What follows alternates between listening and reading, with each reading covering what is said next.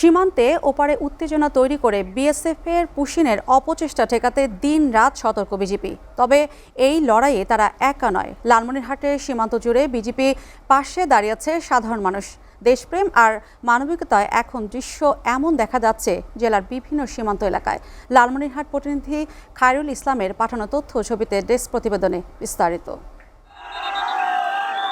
কাঁটাতারের ওপারে উত্তেজনা আর এপারে সতর্ক প্রহরা। সীমান্তে অনুপ্রবেশ রোধে শুধু বিজিবিই নয়, কাঁধে কাঁধ মিলিয়ে দাঁড়িয়েছে সীমান্ত এলাকার সাধারণ মানুষও। কখনো হাতে লাঠি নিয়ে টহলরত বিজিবির পাশে অবস্থান, আবার কখনো সাহস জোগানো লালমনিরহাট সীমান্তে দেখা যাচ্ছে এই অন্যান্য দৃশ্য।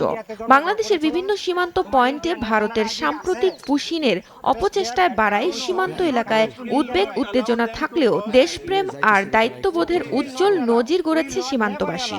আমরা উদ্যোগের লোক নিব না, আমরা দরকার রাত সন্ধ্যা রাত 10টা বাজলে আমরা আমাদের বিজিবির সাথে আমরা থাকবো। তাদেরকে পুশিন বাধা দেওয়ার কারণে বিএসএফ কোনোভাবেই তাদেরকে নিতে চাচ্ছে না। বিজিবির পাশে আমরা ছাড়ি নেই আর ছাড়বো না। দরকার বলে আমরা এই লোক আমরা নেব না, দরকার হলে আমরা রক্ত দেব। সম্প্রতি লালমনিরহাটের আদিতমারি, হাতিবান্ধা ও পাটগ্রামের বিভিন্ন সীমান্তে প্রায় 33 জনকে বাংলাদেশে পুশিনের অপচেষ্টা চালানো হলে স্থানীয়দের সহযোগিতায় তা প্রতিহত করে বিজিবি।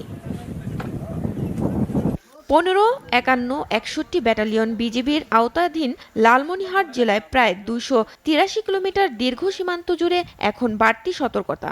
বিশেষ করে কাঁটাতারবিহীন 74 কিলোমিটার এলাকায় নজরদারি জোরদার করা হয়েছে।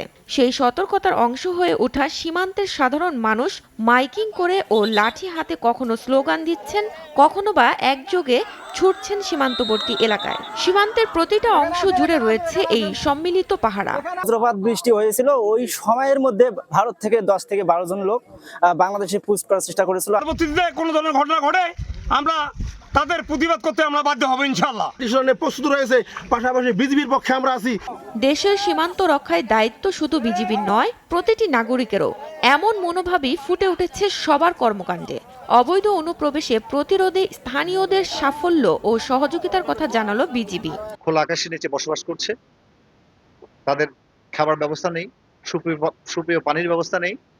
গত 2 দিন ধরে বৃষ্টি বজ্রপাতের মধ্যে তারা জীবনের ঝুঁকি নিয়ে সেখানে অবস্থান করছে। বিএসএফ কর্তৃক 10 জন পুশিং করেছে। শূন্যরেখা বরাবর আমরা এদেরকে প্রতিহত করি। স্থানীয় গণ্যমান্য ব্যক্তি এবং বিজিবি সহ তাদেরকে আমরা সীমান্তে আটকাই।